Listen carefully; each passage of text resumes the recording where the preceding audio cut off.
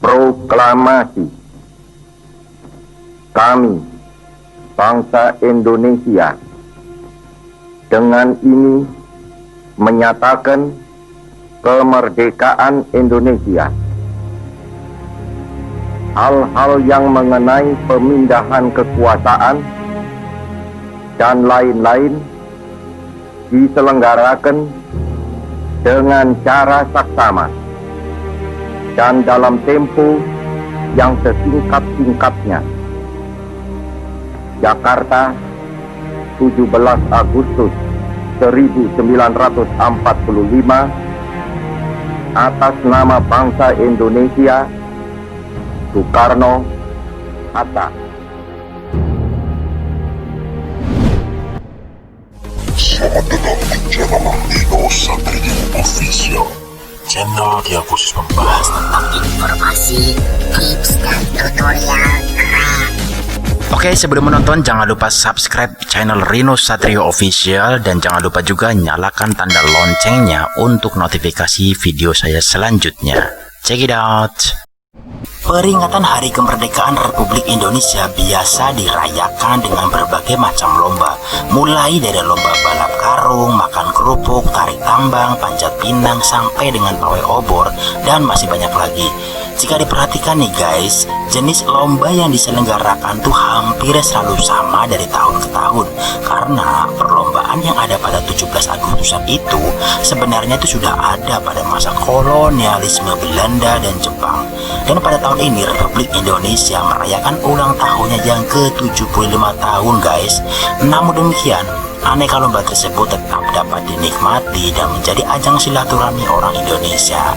Nah, untuk tahun ini kemungkinan perayaan HUT RI yang ke-75 tahun ini nggak semeriah tahun-tahun sebelumnya ya guys, karena wabah pandemi COVID-19 masih menghantui negara tercinta Republik Indonesia ini guys. Aneka lomba di hari peringatan kemerdekaan Republik Indonesia yang jatuh setiap 17 Agustus ternyata punya makna luhur di balik perayaannya nih guys. Apa saja? Yuk simak arti atau makna dari lomba 17 Agustus yang biasa kita rayakan atau kita lihat di setiap hari kemerdekaan negara kita. Seperti apa penjelasannya guys? Check it out. Yang pertama, lomba balap karung. Lomba balap karung ini mengingatkan pada perihnya penjajahan, terutama pada saat zaman Jepang. Pada masa pendudukan Jepang, penduduk Indonesia begitu miskin sampai-sampai tak mampu membeli kebutuhan sandang. Karung goni pun dipakai sebagai gantinya. Perih banget ya guys. Untuk mengingat perjuangan orang tua, simbah atau buyut kita nih guys, kita harusnya bersyukur dong ya. Kita hidup di zaman kemerdekaan. Yang kedua, lomba makan kerupuk alias kerupuk. Lomba ini biasanya para peserta berlomba menghabiskan kerupuk yang telah digantung. Cara makan pun langsung menggunakan mulut dan tak lupa tangan diikat ke belakang. Hal ini pun menggambarkan bagaimana kesulitan pangan pada masa penjajahan dahulu. Untuk mencari pangan, rakyat Indonesia di masa penjajahan dahulu harus berusaha payah.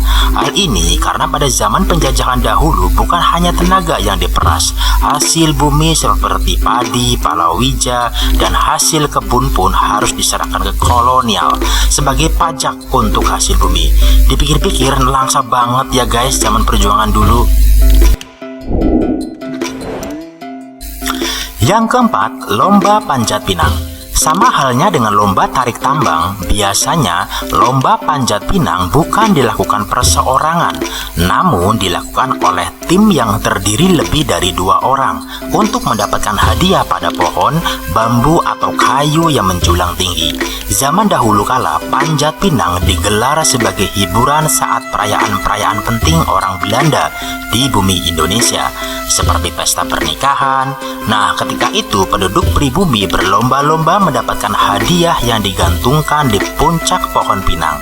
Lomba panjat pinang ini bisa dibilang lomba paling kontroversial Mengingat zaman dahulu lomba ini dijadikan hiburan orang Belanda melihat orang Indonesia yang berlomba mendapat hadiah berupa bahan pangan di puncak pohon pinang.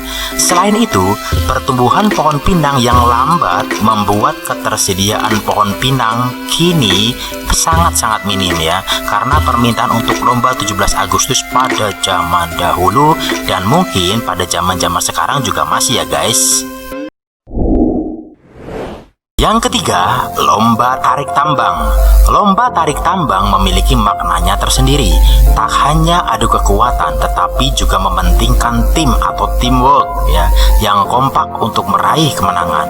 Melalui tarik tambang, para peserta secara tidak langsung belajar mengenal gotong royong, kebersamaan dan solidaritas. Keren kan guys? Yang kelima, lomba karnaval 17 Agustusan. Karnaval adalah arak-arakan atau pawai yang dilakukan untuk merayakan suatu peristiwa.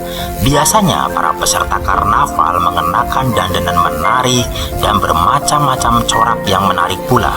Dari perayaan yang dirayakan itu seperti karnaval dalam rangka memperingati HUT Republik Indonesia yang ke-75 ya, ataupun yang sebelum-sebelumnya, yang biasanya setiap daerah di Indonesia selalu diadakan dan menjadi tontonan gratis bagi masyarakat sekitar. Peserta karnaval biasanya dari berbagai elemen masyarakat, misal dari sekolah, perkantoran, komunitas, dan masyarakat umum juga ikut serta berpartisipasi dalam acara ini. Biasanya sih menarik banget guys dan banyak sekali penontonnya. Nah, tapi untuk tahun ini kayaknya nggak ada perlombaan nih guys. Tapi ya nggak apa-apa deh ya. Yang penting kita bisa sehat ya, selalu sehat dan selalu menjaga protokol kesehatan di tengah wabah COVID-19 ini. Oke guys.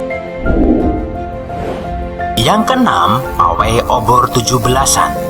Pawai obor 17-an merupakan tradisi unik yang ada di desa-desa hampir di seluruh Indonesia. Biasanya dilaksanakan pada malam 17 Agustus. Pawai obor ini dilaksanakan pada malam hari dengan berkeliling desa sambil membawa api yang dinyalakan pada sebuah bambu yang ada sumbunya. Pawai obor ini merupakan makna semangat perjuangan para pahlawan dalam merebut kemerdekaan yang disimbolkan dengan api yang dibawa peserta dengan menyanyikan lagu-lagu perjuangan. Keren banget nih. Yang ketujuh, pembuatan gapura dan pernak-pernik hiasan di jalan. Setiap bulan Agustus merupakan hari yang sangat istimewa bagi rakyat Indonesia karena bulan Agustus merupakan bulan di mana nama Indonesia lahir dan merdeka dari penjajahan. Untuk merayakan kemerdekaan tersebut, maka dibuatlah sebuah pernak-pernik perayaan kemerdekaan di jalan. Misal pembuatan gapura, pemasangan bendera merah putih, lampu hias, dan gambar-gambar yang kreatif di setiap desa, bahkan kota, yang biasanya kita jumpai. Dan yang lebih istimewanya lagi nih guys, biasanya di desa-desa pernak-pernik tersebut dilombakan di tingkat kecamatan maupun kabupaten, sehingga warga atau masyarakat bisa beradu kreativitas dalam menciptakan pernak-pernik di hari ulang tahun kemerdekaan Indonesia. Keren kan guys? Oke guys, itulah beberapa arti dan makna dari lomba-lomba di setiap 17 Agustus ataupun di hari ulang tahun Republik Indonesia ini. Menarik bukan? Ya seperti itulah ya makna dari sebuah lomba-lomba yang diadakan. Oke, mungkin itu aja dari saya guys. Terima kasih dan salam semangat.